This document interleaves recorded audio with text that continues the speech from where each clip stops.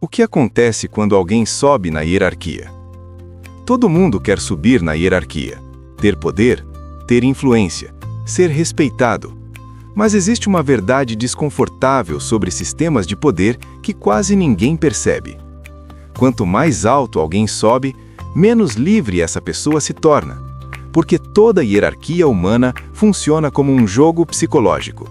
E quanto mais você avança nesse jogo, mais caro se torna sair dele. Para entender isso, precisamos olhar para os 5 níveis psicológicos do poder. Nível 1. O convite. Toda hierarquia começa da mesma forma, com um convite. No início, o sistema aparece apenas uma oportunidade, uma chance de ganhar dinheiro, uma chance de ser respeitado, uma chance de finalmente sentir que você pertence a algum lugar. A psicologia chama isso de necessidade de pertencimento. O ser humano não gosta de se sentir invisível.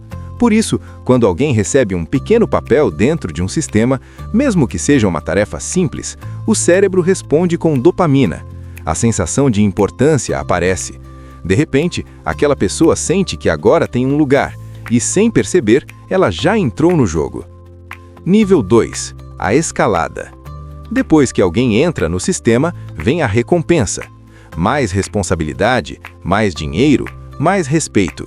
Subir na hierarquia parece uma vitória, e psicologicamente isso faz sentido. O cérebro humano associa status com segurança. Durante milhares de anos de evolução, quem ocupava posições mais altas nos grupos humanos tinha mais recursos, mais proteção, mais influência. Então, quando alguém sobe na hierarquia, o cérebro interpreta isso como progresso. Mas existe um detalhe que quase ninguém percebe nesse momento. Quanto mais alto você sobe, mais pessoas começam a observar você. Nível 3. A pressão. No terceiro nível, algo muda. Você já não é apenas mais um dentro do sistema. Agora você é responsável. Responsável por decisões, responsável por resultados, responsável por outras pessoas. E isso muda completamente o estado psicológico de alguém. A mente entra em um modo constante de vigilância. Erros começam a custar caro, falhas começam a gerar consequências, e cada decisão passa a carregar peso. Esse é o momento em que muitas pessoas começam a perceber algo estranho. Subir parecia liberdade, mas na prática significa viver sob pressão constante. Nível 4. A armadilha. Quando alguém chega aos níveis mais altos da hierarquia, aparece a verdadeira armadilha psicológica do poder. Nesse ponto, sair do sistema já não é simples, porque agora existem coisas em jogo: dinheiro, reputação, responsabilidades, inimigos, expectativas. A pessoa percebe que o lugar que parecia uma conquista, na verdade virou uma posição da qual é muito difícil sair. E esse é um fenômeno conhecido na psicologia como aprisionamento estrutural. Quanto mais alguém investe em um sistema, mais difícil se torna abandonar esse sistema, mesmo quando ele começa a custar caro demais. Nível 5. O topo. E então existe o último nível, o topo da hierarquia.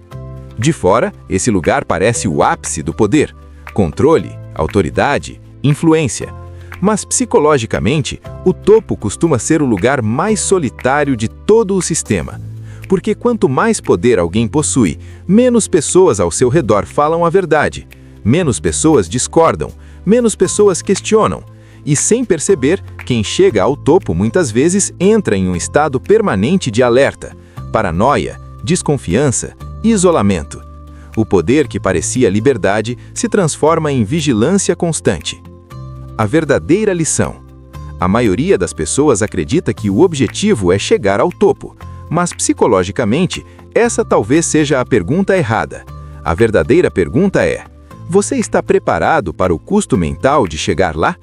Porque subir na hierarquia pode trazer status, pode trazer dinheiro, pode trazer influência, mas também pode trazer pressão, solidão e responsabilidade constante. E talvez por isso exista uma ironia curiosa na natureza humana. Milhões de pessoas passam a vida tentando chegar ao topo, mas poucos realmente entendem o preço psicológico que existe lá em cima.